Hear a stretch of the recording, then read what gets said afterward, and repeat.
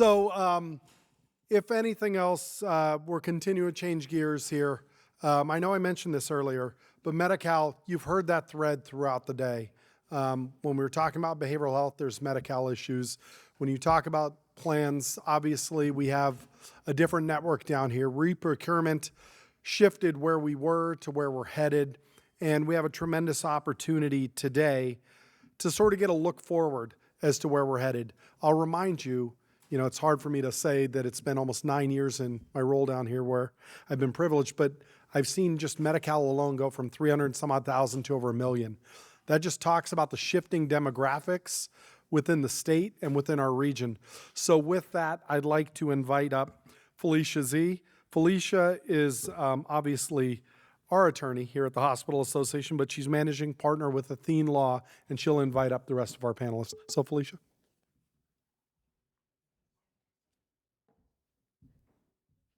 Demetrius is taller than me. That is not a shock. I'm very pleased. Well, we're going to start off with a little bit of comments. We have heard about how much Medi-Cal Managed Care has changed and how important the Medi-Cal has been for the safety net in California. When I started my career in healthcare, the one thing we were trying to get health insurance for kids, and that was the implementation of S-chip back in the 90s. Well, 2000, late 90s. And we've gone from that to a place where the state is approximately a third covered by Medi-Cal. We have half of the kids in California covered by Medi-Cal. And we've gone from a managed care system that was originally only in the most urban areas of the state, with like LA Care starting off also in the 90s, and then now moving to a place where we've expanded Medi-Cal Managed Care, that the expectation is with the implementation of CalAIM, we're going to be shifting about 95% of Medi-Cal members into managed care. And with that growth, we've seen so many changes as we move into 2024. We've seen, some shifting the marketplace. We're going to go one direction. We've gone a different way in San Diego now. We've seen Kaiser having contracts throughout the state. We see a movement away from the traditional models of healthcare delivery and into addressing the social determinants of health. So, and which really goes in line with all of the different things we've talked about today. We've talked about, the homeless issues. We've talked about behavioral health. We've talked about technology. We've talked about policy and where that's going. And so hopefully, if I do my job well enough today, we will be able to weave all of those things, all of those themes into the wonderful panel that we have today. So despite having had disputes with most of these plans, I am very pleased that they did not ditch when they heard that I was moderating. And so we have a wonderful group of executives here to speak with us today. And I'm going to just go with the list as I have it on my paper. So I feel like we're like in a basketball game. Is that what they do? But the first one we have is Nathan Oubre, who's the Vice President of Performance with Blue Shield of California and Promise Health Plan. And then we have Abby Totten, who's the plan president for Molina Healthcare of California. And then Ann Warren, the Associate Chief Executive Officer for Community Health Group. And last but not least, Larry Lewis, the Chief Executive Officer of Community Health Plan of Imperial Valley. We'll welcome them all to the stage. You can share. I'll get there.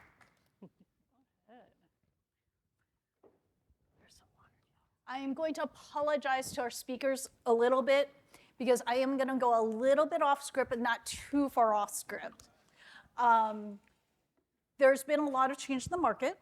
And Larry, you and I talked a little bit. In your prior life, you were actually a board member here with Hospital Association.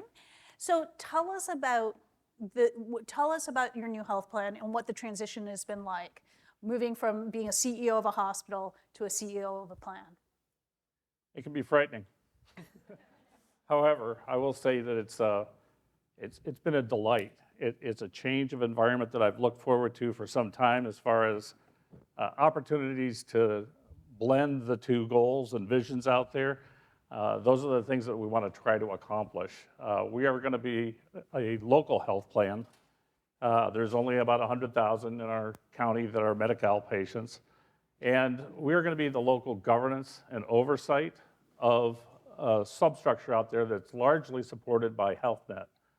But it's our health plan, and we'll have people on the ground talking with the physicians, talking with the hospitals, and trying to come to a common understanding of where are we going, and look for ways to create an incentive out there that is aligned, so that we're not all pushing back and forth fee for service or risk-based or whatever. It's like, what are we really trying to accomplish? What is the outcome that's going to be at the end of this? And it's not about how far somebody can walk after an orthopedic surgery. It's about a quality of life and their health at a particular time in their life. That's it. It's fun.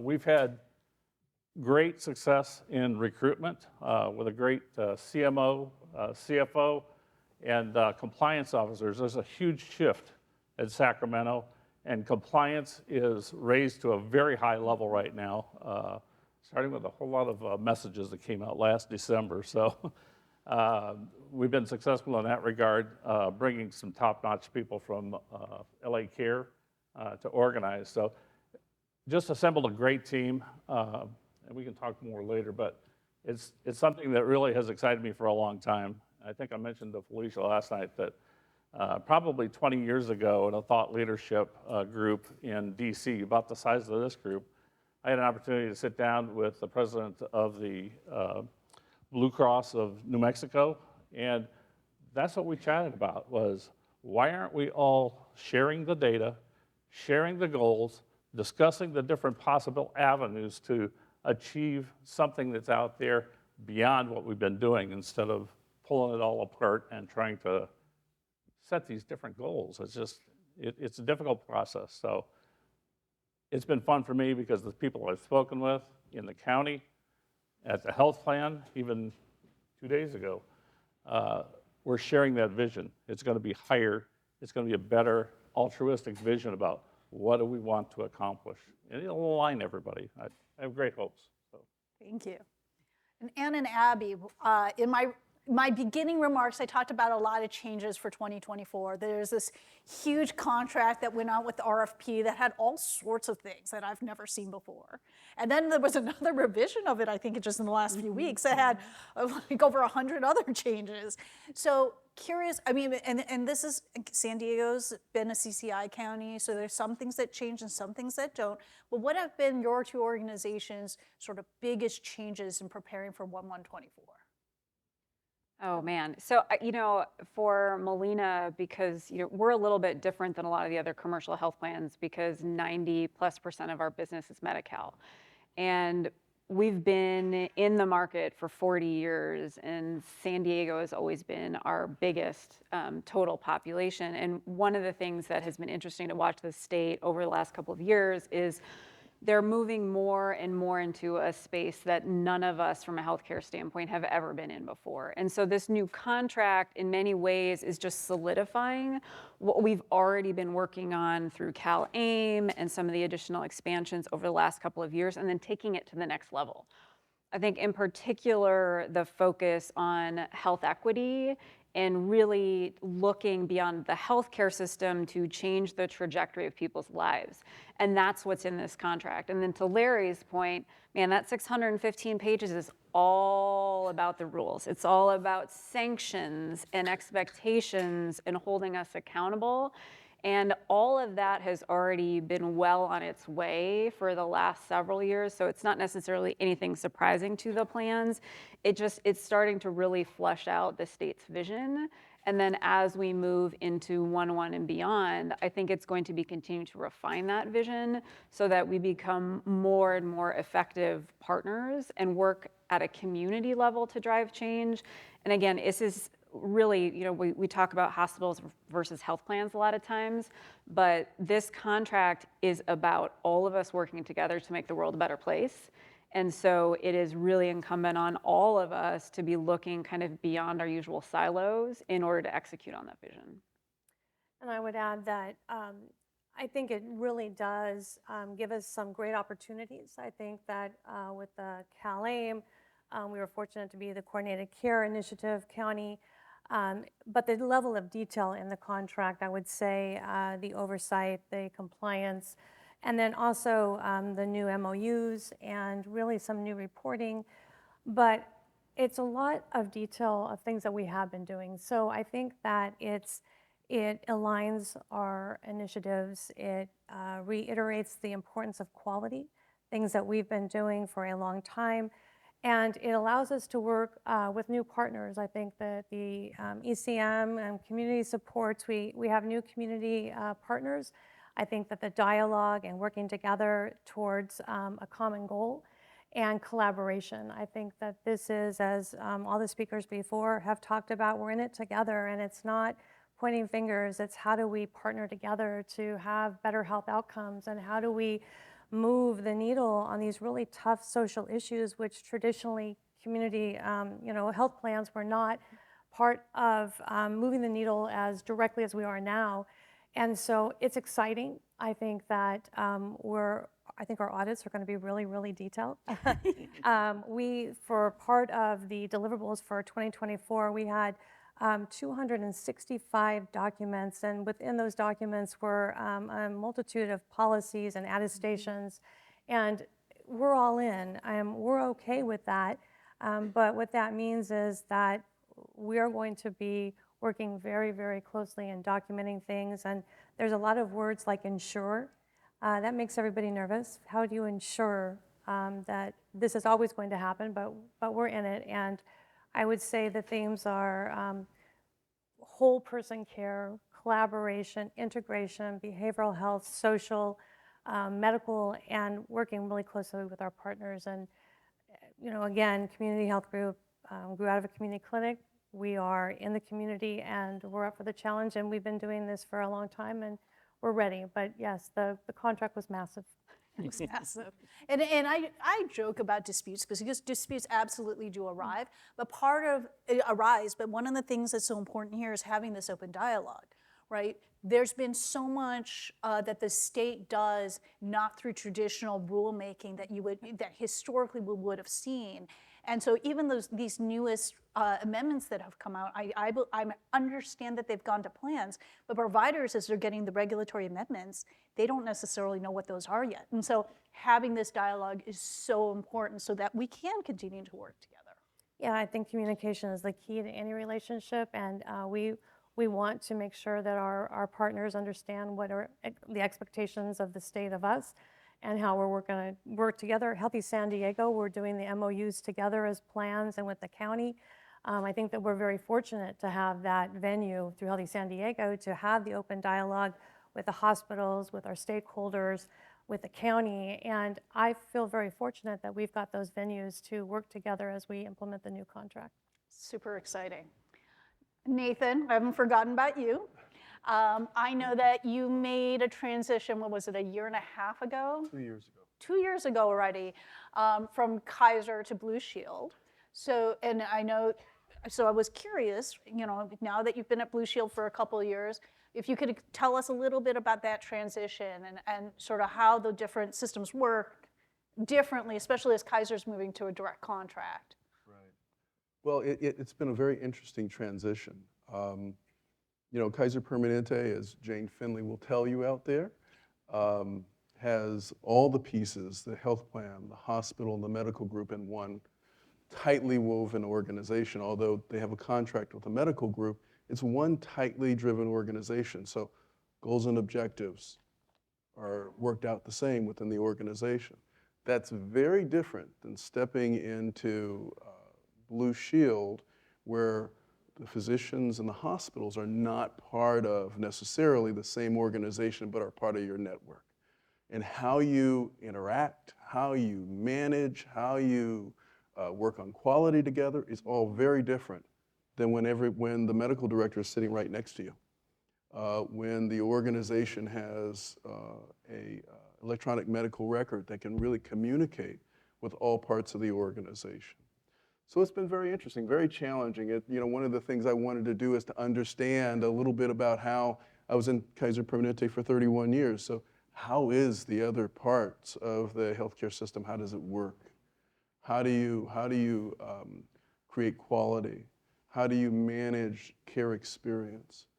And it's been very interesting, and I've learned a lot of new things, I'll tell you. In some ways, it's allowed me to be able to say, okay, what did we have in Kaiser Permanente that would be useful in this environment so that we can improve and really drive higher quality, to improve better service, and to be able to manage in a different way. Thank you.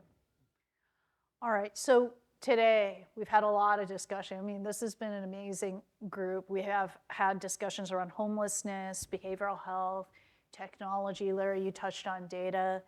I'm curious about what are the collaborative strategies that you're the most excited about, that you feel like are going to move the needle towards improving access and quality of care to Medi-Cal members? See if I can give it a shot. Larry's just like, I got this, I got this.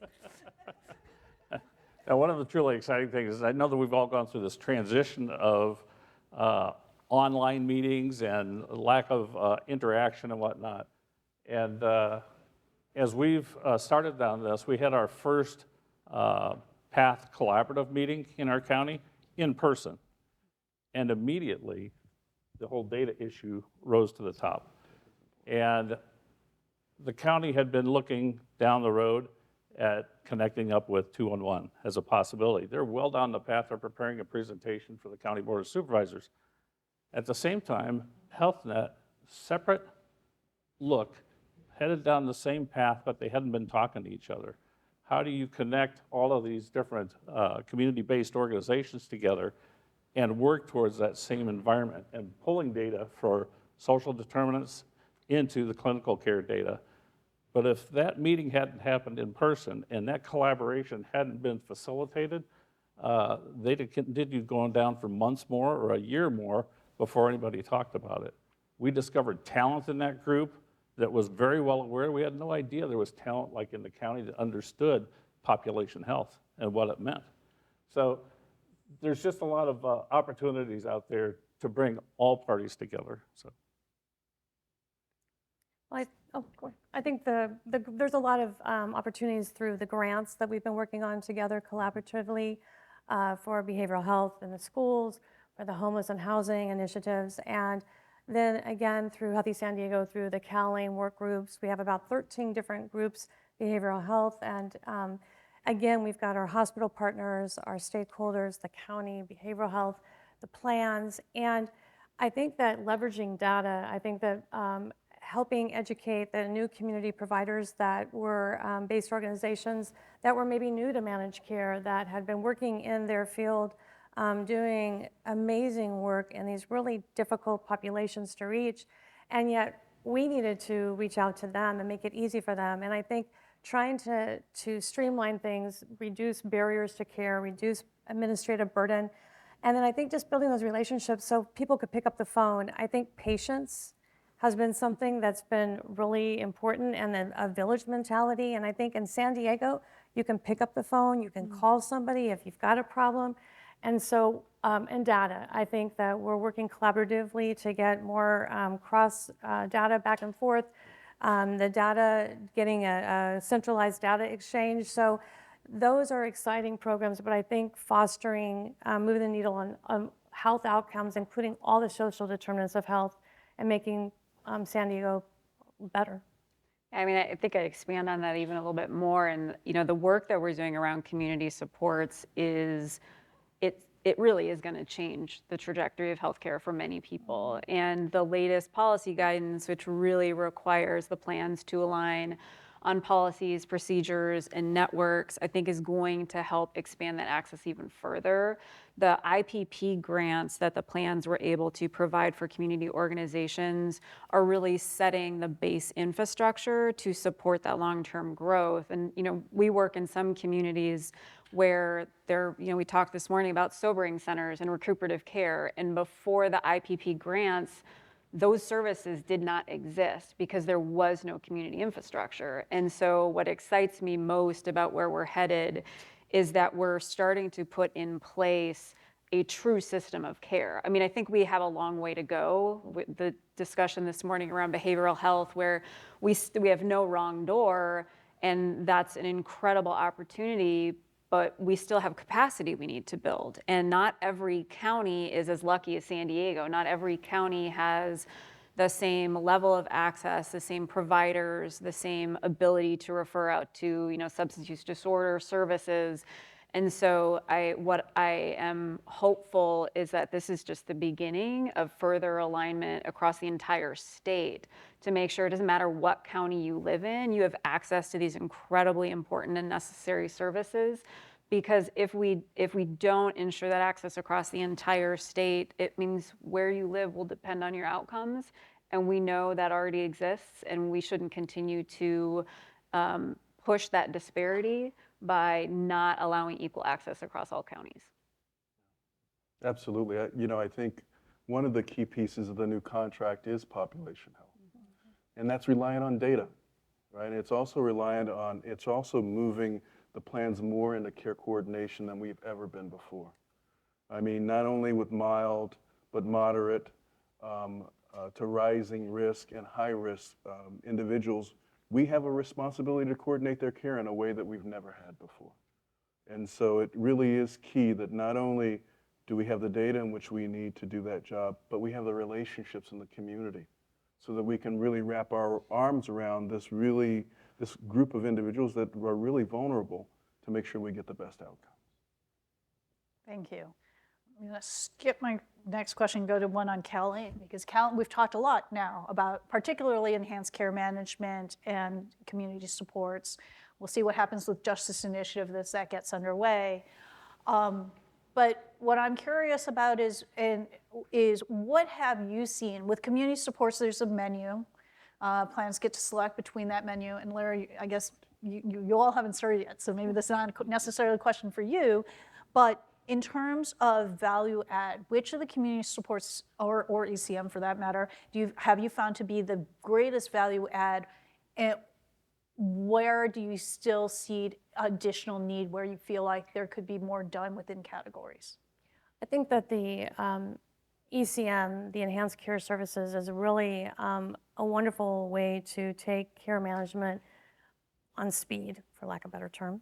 And I think that it's important because it has these care teams, and we were able to transition the health homes and whole person care, which had a great foundation, and roll that into the ECM program. And I think that linking people up, and when we can identify where somebody would benefit from those wraparound services, because they then can navigate which community supports are best for them. And I think that educating folks about the benefit and then getting the buy-in and the trust from the members so that they see there's a win, because they have to opt in. And it was slow perhaps at the beginning, the uptake, and now we've got momentum, and I think that people better understand it. I think that the community supports for everyone's individual, and so I think that the way I look at it, that equity is really making sure that we've got a care plan that's just right for that person. Not everybody needs the same menu, so we offer over 14, but it's trying, that ECM team has got the tools in the toolbox to figure out what works for them. I would say that some of the things that we still have some growth needed is, again, and we've talked about that, is affordable housing. We've got the benefit, but there's not enough capacity. So I think that that's where we have a lot of housing navigation, we have a lot of the wraparound services, but housing long-term, finding housing long-term for folks is something that we still continue to work with as a community. And I think that was a great presentation today on it's local. So I think that each individual person has their own menu, and the ECM provider figures that out. And it touches, food, specialized meals touches somebody differently, perhaps as somebody who needs a different type of service. So they all individually impact the member at their own level. And by far, the housing supports bundle is the most utilized of all of the services. But to Ann's point, I mean, as health plans, we don't provide housing. We don't own apartment buildings. We don't have really the capability of ensuring, no matter what, that someone gets a place to stay. And without a home, it doesn't matter how many things we wrap around somebody, we cannot move the needle for them in the long term. And so really, I think as a state, we need to have a candid conversation about affordable housing, because, I mean, part of the discussion this morning, right? We talked about the fact that you've got individuals who are homeless who are stuck in a hospital. Well, I can give them as many housing transitions and recuperative care and, transitions of care support, but if there's nowhere to go at the end of the day, they're just going to end up back in the hospital. And so that's one where, the state's looking at expanding our ability to pay for short-term housing, but we still go back to, is there a unit to put someone in? And so that's where, we talk about opportunities for policy advocacy. That's something that's incumbent on all of us in this room to be advocating for, is to ensure that the people of our community have affordable housing. One of the things that I'd give a plug for is Healthy San Diego, which really allows us to come together and to work on community supports and to work on issues of homelessness, to work on issues of housing, to work on street medicine and some of the other programs. Work together, we are much more powerful than we are as individual plans, and that provides a forum for us to do that. We all participate. We all send our representatives there or attend ourselves and put some of our dollars into that pool. We manage the incentive plan jointly through that mechanism. And so that's something for San Diego and San Diego County that is a real plus that you don't see in any of the other counties that at least I've been in. So you touched on one issue that I've been hearing maybe too much about recently, which is some of the difficulties some of the inpatient hospitals have with discharges. Whether it's individuals who have maybe behavioral health conditions where they cannot, or don't have a place to go, or you can't go to a traditional SNF, or even if they're just a higher acuity patient that needs to go to SNF, that the SNFs aren't willing to take them at the Medi-Cal rate because the Medi-Cal rate's based on an average, and that individual needs a higher acuity of care. And Abby, I'm going to start with you because Ann keeps going first. So what are some real, successful strategies? Because then the hospital, in reality, is they're sitting there getting, if they're lucky, an admin day rate that doesn't even come close to covering the cost of care. And so what are successful strategies that you all have used? So one of the things that we have is we have a 24/7 support line. So our EDSU is available 24/7, and they have a dedicated team of nurses and non-clinical staff to help coordinate discharge. And so having that availability, we all know people don't walk into an ER at 8 o'clock in the morning and leave at 4:30 at night, right? Like you have to have that 24/7 support. And actually getting folks to, and it's been difficult, getting folks to call us and do that kind of really deep dive discussion on what that member needs. It takes time on both sides because it isn't just about the health plan coordinating services to get someone discharged, but it's also about making sure that we both know the trajectory of that person's condition and what are the additional supports we need to wrap around them. And there, let's be honest, not every SNF or facility has the capabilities to take someone with a behavioral health condition. And in fact, to the earlier point one of the speakers made, many of our facilities at all levels and even our own plans are really struggling with hiring. We don't have enough nurses, we don't have enough social workers, and so we really is through those open, honest conversations, and our medical directors are doing basically doing case rounds and making sure that we're talking about the most difficult patients. Why are they there? What do we need to do to move them into a better system? But there's no one solution. There's no one size fits all. In many of these cases, it is a patient by patient discussion, and you have to be staffed in order to do it that way. The state made some policy changes recently around the transitions of care policy because they realized that essentially every single organization was all trying to hire the same nurses. And that by requiring the initial policy guidance was so strict at the health plan level that we would have been fighting over every single nurse out there. And so they've lent some flexibility in order to help us all more effectively work together instead of competing over the same limited resources. It's probably the most difficult decisions to make is about this population. We have a team as well that works on that. But I got to tell you, I mean, some of the situations are very difficult, and when you can't get a SNF that's either capable or willing to accept that person, all we can do is continue to outreach, continue to work with the hospital, continue to work with the SNF to get it done. And so it's really in need of a discussion, not only at a local level, but at a statewide level to determine what we're going to do about some of these situations. Now, we've seen cases where you could make 30, 40, 50 calls to SNFs and you can't find a bed. You're calling all over the state, you're offering any amount of money to move that patient, and you cannot get them moved because of the complexity of the case. So it is, I think you're absolutely right. There's a broader policy discussion that needs to be had about how we work together to fix that issue. I appreciate hearing you say that because there are regulatory restrictions on hospitals offering money to take discharges, but it's different because the managed care plan sits in the shoes of Medi-Cal. So those concerns play out differently. Well, Larry, this touches on an issue. I know we've been talking about what's been happening, but you've got an exciting new plan. You've been doing a lot of provider contracting, I'm assuming. How's that been going? Actually, I have not, but I know about HealthNet doing it. Oh, HealthNet has been doing it, yes. HealthNet has their own provider network, and we lease that network. And so they've been converting their contracts just to the new name. But there is always going to be, where Molina was leaving our area, there are a few physicians that really didn't appreciate the other side. And so they have a little bit of difficulty in completing that. But most of the questions are about, who are we? How are we going to do this? How does CHPIV fit into this process?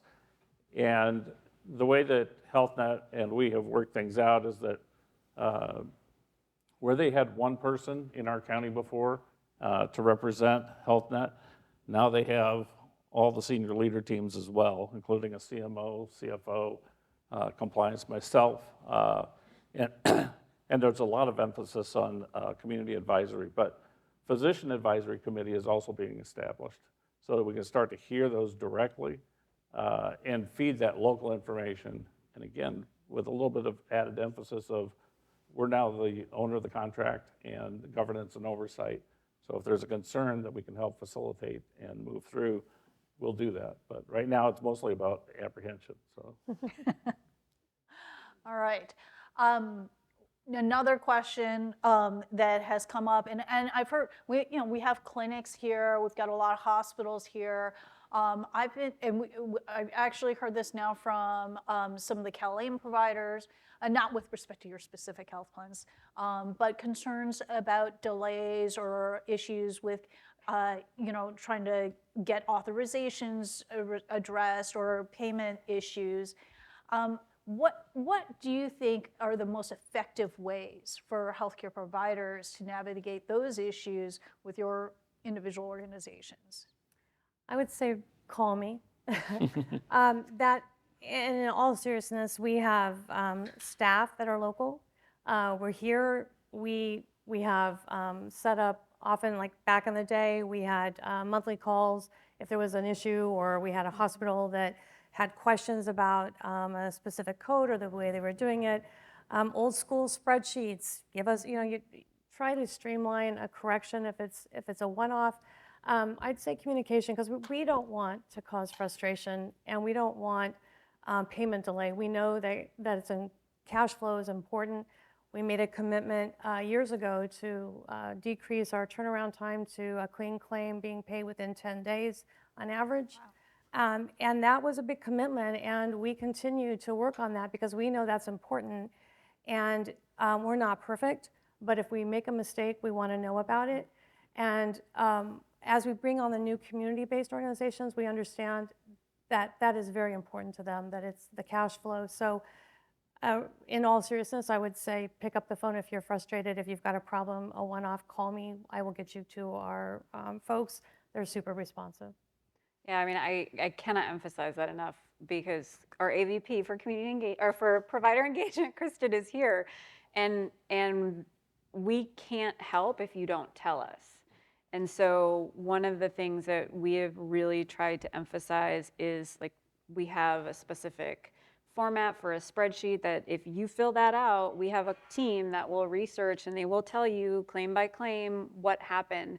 And that's been particularly helpful with the new community organizations, because some of the things that we've seen is, like, again, these are community organizations who have, they don't know what a UB is, or they don't even understand claims payment. And so having to sit down with them and kind of walk through, this is how you bill in healthcare, and let's take a look at what went wrong, why did it get denied.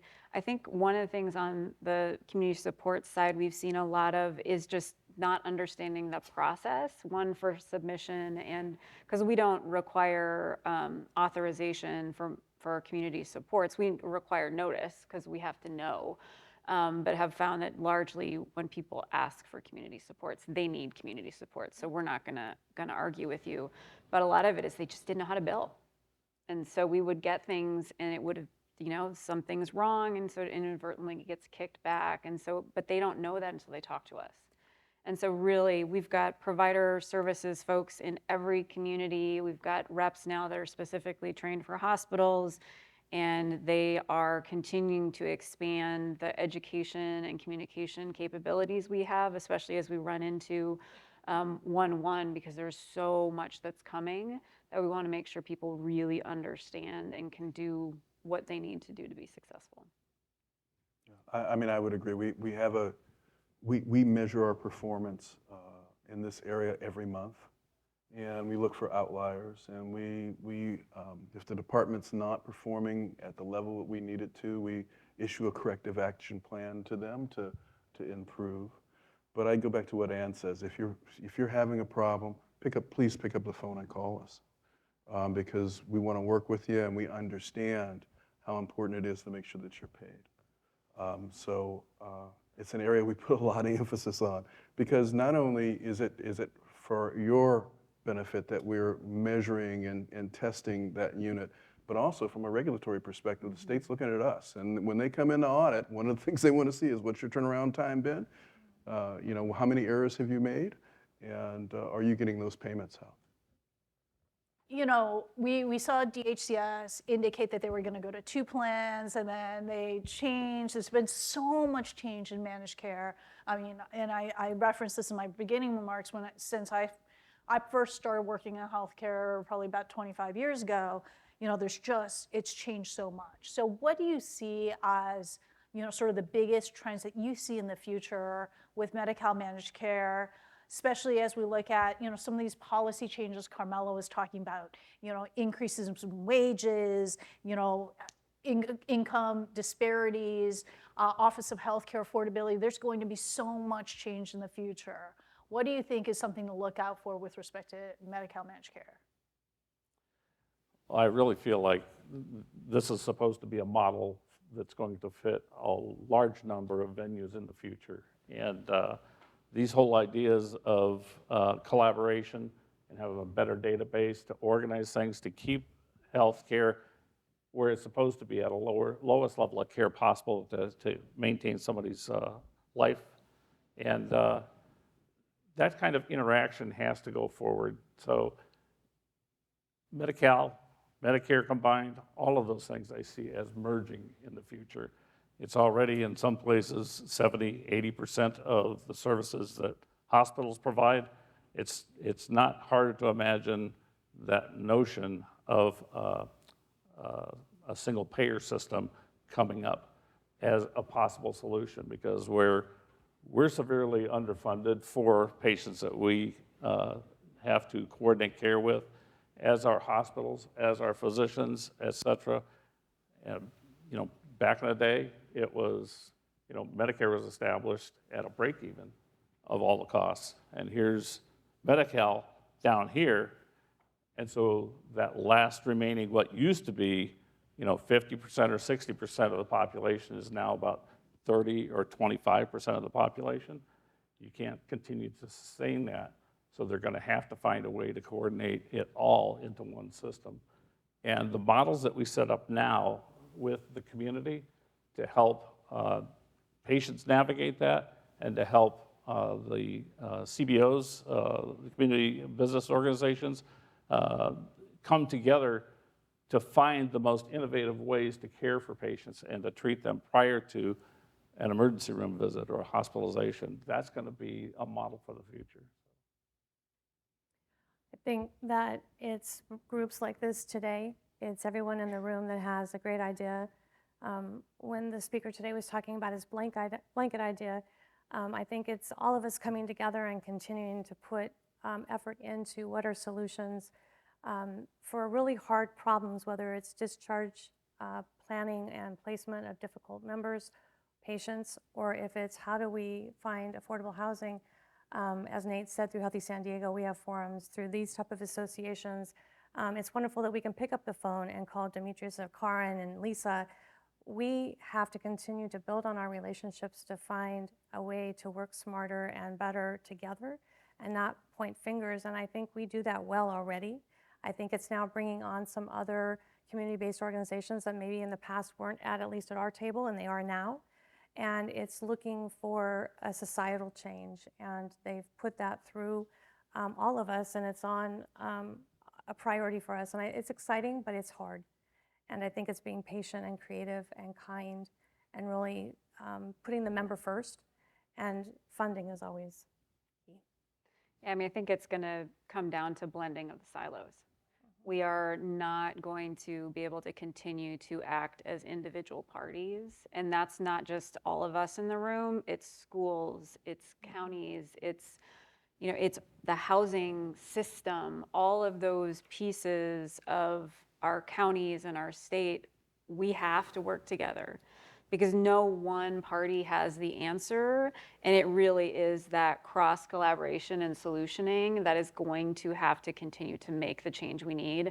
I mean, what was the latest statistic that California is something like 60% of the country's homeless? Like, this is not a solution that any one of us can find on our own. And so what I expect to see is the state will continue to put more and more of that on the shoulders of the health plans, because they want us to be kind of the aggregators and bringing together of parties for solutions. But I think, you know, to your point earlier about cost shifting, right? We've got Medi-Cal is severely underfunded. The MCO tax is the beginning of a solution to get us closer to Medicare. But that is also a cost shift, because it shifts the cost of the MCO tax onto commercial payers. And so instead of looking at it necessarily as the end-all be-all and solution, we've got to look bigger and broader to raise communities and make them feel like they are a part of the solution. You know, one of the pieces of advice I would give is to pay attention to DHCS, because CalAIM is a transformation project, and it is a broad and deep transformation project. Medi-Cal is usually the lowest common denominator. I mean, your most detailed requirements come from Medi-Cal, and it flows up to Medicare and to cover California, where they get less specific. But I think the drive and the change in the marketplace, as broadly as CalAIM is a major event that I don't think we all truly appreciate. Not only just pop health, but you're talking about housing, you're talking about food, you're talking about street medicine. It is a broad transformation effort, and I think it will have a heavy influence on healthcare in California. I agree, 100%. The principles are right. All right, Demetrios, any questions from the audience? Oh, we already have some lined up. Thank you, Demetrius. Okay. So there's a number of counties to the north that are establishing pay-for-performance pools for providers. I'm just wondering what, I guess, the appetite or the status of such programs are in here in San Diego or Imperial counties. Sorry, Paul Young, I'm from the Hospital Association of Southern California.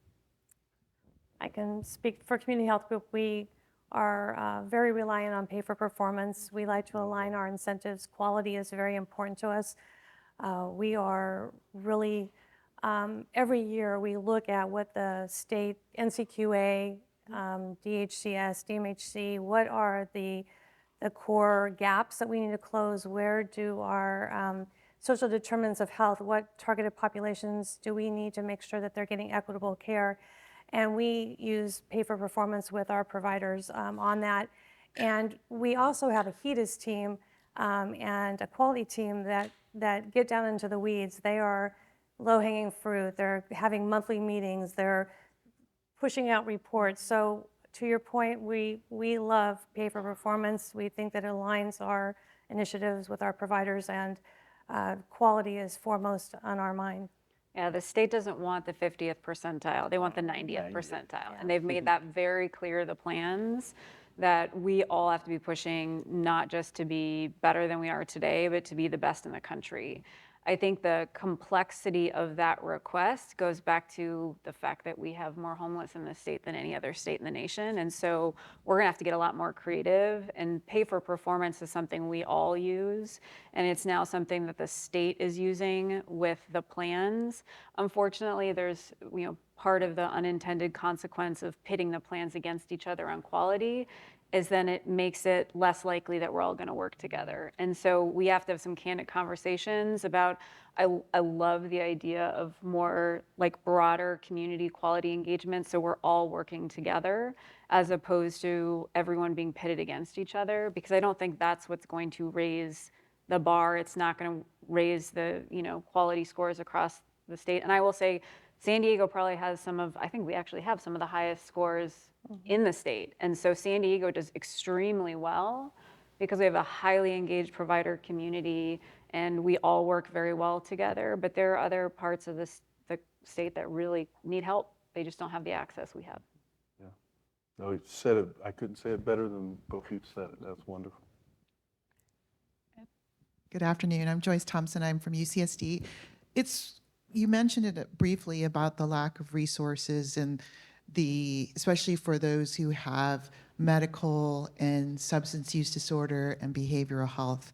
I feel like that's where we all as hospitals struggle with those patients, because you do have facilities who are reluctant to take that patient for a number of reasons: staffing, the acuity of the patient. I'm curious to hear, because I know that you were mentioning like housing is a big concern, but I wanted to hear what each of your organizations might be doing to build those relationships with those vendors, those facilities, to try to gain acceptance of these groups, because these are the ones that are lingering 90 plus days in our hospitals when we're struggling to find an accepting facility. So if there's anything or strategies that you're doing currently to build the relationships with those facilities or your contracts, I would love to hear them. Boy, I mean, I think, so from a systems standpoint, we're always expanding our network and working with whoever's willing to take our patients and work with us. But one of the things that we actually implemented here in San Diego before we rolled it out in other markets is we partnered with a vendor called WeConnect, and they specifically focus on providing contingency management support for individuals with substance use disorder. And so even though substance use disorder services are not our risk, we know that at the end of the day, that's why people end up in the hospital. That's why they end up in the ER. And so we have invested with them to make sure that any of our members who need support has contingency management. So essentially what it does is it means that that member can work with their provider to set up a care plan on the app. And then within that care plan, it's everything from, you set your care plan goals, and it's things such as, going to AA or getting your MAT treatment, going to see your PCP, meditation. There's a whole list. And then as they meet those care goals, they receive an incentive. And so what we've found is, and it also provides peer support and virtual online support sessions. But what we're finding is contingency management is really one of the only ways you can help people on their path to sobriety. And so for us, it's about investing in things that will prevent someone from ever getting to that point.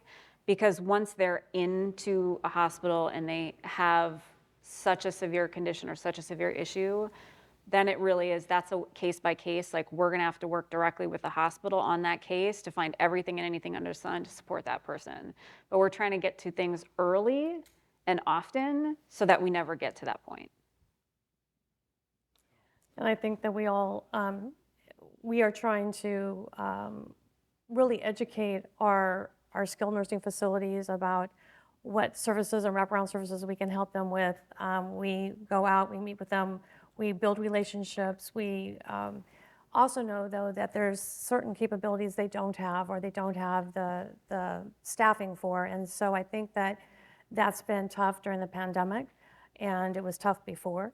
But we continue to grow our network. And then we also have made relationships with out of county facilities that were able to handle some of the tougher cases. I agree. I think the prevention and working on warm handoffs when there's discharge with behavioral health and getting them into a follow-up appointment, being creative and using telehealth and providers that are on the spot. So we're working to try to make sure that there's a warm handoff when they do get discharged, and work closely with the county and pilot a couple of programs with some hospitals that we can be made aware right away when someone's being discharged that needs behavioral health follow-up. We're also working with the association that they have to make sure that we understand our issues and that the problems that we have that we're fixing. And so we're working carefully with that, but also through Healthy San Diego, some of the street medicine initiatives, the behavioral health initiative in schools. We're also doing some work through Healthy San Diego with the Boys and Girls Clubs, because it's not just an adult issue, it's also an issue with children and adolescents as well. And so we're trying to get to get better in this area and to make sure that we have a broader understanding what the problems are and to put systems and processes in place to address them. One of the things that I've heard recently that I thought was fairly innovative is, we all are facing that workforce shortage out there. Certainly behavioral health is one of the worst situations. And there were Inland Empire plans out there that were encouraging a creative use of non-licensed people to get them further out into the community to pick up on cues and to just get them connected, not to treat, but just get them connected so you can identify and bring them into a care system like you're describing in there. And I think that's going to be one of those answers for many things. Community health workers is a push as well, and educating community health workers to be an adjunct perhaps to primary care physicians or behavioral health providers to get them out there further. I think one of you mentioned the school systems. That's one of the things that I think has been very successful in our county, but it wasn't necessarily because what the health plan had done. It was the initiative of the education office in the county who took the behavioral health initiative to every school out there and made sure that they used that incentive money to bring more people out into every school to be looking for those early signs and concerns out there. So that type of creativity, I think, is going to be permeated in many different ways. All right. Well, thank you all for joining us here today. We were so excited, and there's just so much exciting things happening. It's been a lot. There's some part of me that I wanted to say a couple of times, I'm like, but you were trained as health plans. We were trained as healthcare providers, but you're absolutely right that this takes everybody working together to get to these solutions. And I wanted to thank Demetrios and all the staff at the Hospital Association for having us and encourage everyone to stay because I understand we're having a raffle next. Thank you. Thank you.